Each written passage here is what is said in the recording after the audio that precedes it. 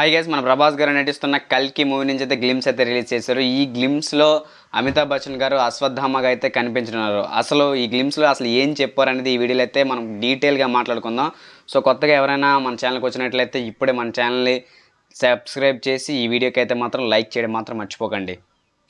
గ్లిమ్స్లో చూసుకున్నట్లయితే అదొక దేవాలయం. ఆ దేవాలయంలో అశ్వత్థామ అయితే శివుడికి అయితే పూజ చేస్తున్నాడు. అక్కడ ఒక పిల్లవాడు వచ్చి అసలు మీరు మరణించరా, మీరు దేవుడా అని అడిగితే అప్పుడు అశ్వత్థామ అయితే ఎలా అన్నాడు, సో నేను గురు ద్రోణాచార్యుడి పుత్రుడిని అండ్ నేను మహావిష్ణువు యొక్క 10వ అవతారం కోసం అయితే ఎదురు చూస్తున్నాను అని నా పేరు అశ్వత్థామ అని అయితే చెప్పారు. సో దీన్ని మనం డీటెయిల్గా అబ్జర్వ్ చేస్తే అసలు ఎవరి అశ్వత్థామకి మన కల్కికి ఉన్న సంబంధం ఏంటి అన్న దాని గురించి మనం మాట్లాడుకుంటే, అశ్వత్థామ అనే వ్యక్తి మహాభారతంలో ఒక క్యారెక్టర్ అనమాట. గురు ద్రోణాచార్యుడి పుత్రుడు.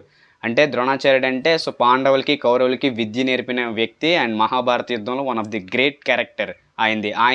అశ్వత్థామ చిరంజీవి అనమాట. మహాభారత కాలం నుంచి ఇప్పటి వరకు కూడా ఆయన ఉన్నాడు. అండ్ ఆయన పాండవ వంశాన్ని నాశనం చేయడానికి బ్రహ్మశిర నామకాస్త్రం ప్రయోగించినప్పుడు శ్రీకృష్ణుడికి కోపం వచ్చి సో ఆయన్ని ఎలా నువ్వు కొండల్లో తిరుగుతూ నీవు శరీరం అంతా చీము అదంతా పట్టి నువ్వు జీవిస్తావని అయితే శ్రీకృష్ణుడు అయితే అశ్వత్థామకి అయితే శాపం అయితే పెట్టారు. సో దానివల్ల ఇంకా అశ్వత్థామ అయితే జీవిస్తున్నారు.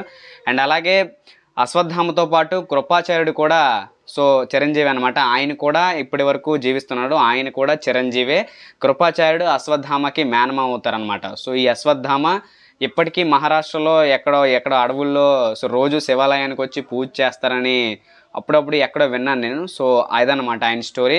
ఆయన మహాభారతంలో చాలా పవర్ఫుల్. ఒకసారి నారాయణాస్త్రం ప్రయోగించారు పాండవుల పైన. అప్పుడు శ్రీకృష్ణుడే కాపాడారు అందరినీ. అంటే సో నారాయణాస్త్రం అనేది తనకి ఎదురుగా ఉన్న వాళ్ళు సో సరెండర్ అయిపోతే వాళ్ళు ఏమి చేయదు, అదే చెప్పి శ్రీకృష్ణుడు అయితే కాపాడాడు. ఇంకోసారి ద్రోణాచార్యుని చంపడానికి అశ్వత్థామ మెయిన్ కారణం. అశ్వత్థామ హతః కుంజరః అనే మాట ధర్మరాజు చెప్తే అప్పుడు ద్రోణాచార్యుని చంపడానికి అయితే వీలు కుదిరింది. సో అలాంటి ఒక అద్భుతమైన క్యారెక్టర్ అనమాట అశ్వత్థామ గారిది. సో ఆ క్యారెక్టర్ని మన కల్కి మూవీలో అయితే వాడుతున్నారు.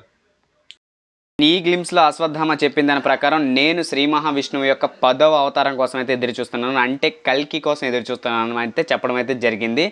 అండ్ ఈ భూప్రపంచం అంతా కూడా తినడానికి తిండి లేనప్పుడు, అసలు ఈ భూప్రపంచం మీద వావి వరుసలు లేనప్పుడు, అధర్మం ఎక్కువైపోయినప్పుడు కల్కి అనే శ్రీ మహావిష్ణువు యొక్క 10వ అవతారం కింద కల్కి అవతారం ఎత్తి ఈ భూమిని అయితే ఉద్ధరిస్తారని అయితే మన హిందూ పురాణాల ప్రకారం అయితే చెప్పడం జరిగింది. అప్పుడు ఈ సో అశ్వత్థామ కానీ, కృపాచార్యుడు కానీ, పరశురాముడు కానీ, ఆంజనేయ స్వామి కానీ సో ఇలా అందరూ ఏకమై కల్కికి సపోర్ట్ చేసి సో యుద్ధం చేసి రాక్షసుల్ని సంహరిస్తారని అయితే మన పురాణాల ప్రకారం అయితే ఉంది. సో దీని ప్రకారం చూసుకుంటే అశ్వత్థామ అండ్ కల్కి కలిసి పోరాడతారు. ఇప్పటి వరకు అయితే అమితాబ్ బచ్చన్ గారు, ప్రభాస్ గారు కలిపి ఫైట్ చేస్తారని అయితే మనమైతే అర్థం చేసుకోవచ్చు.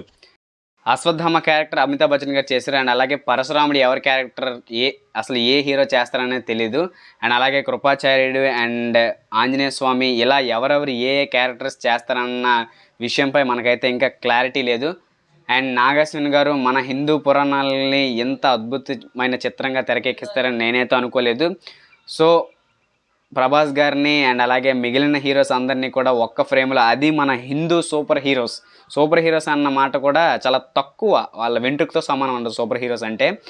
సో అలాంటి మన వారియర్స్ని, అలాంటి గొప్ప యుద్ధ వీరుల్ని మనం ఒక్క ఫ్రేమ్లో చూస్తున్నాం. అది మన పాన్ ఇండియా స్టార్ హీరో మన ప్రభాస్ గారు ఆ దీంట్లో కల్కిగా కనిపిస్తున్నారు. సో ఎలా ఉంటుందో చూడాలి మరి మూవీ.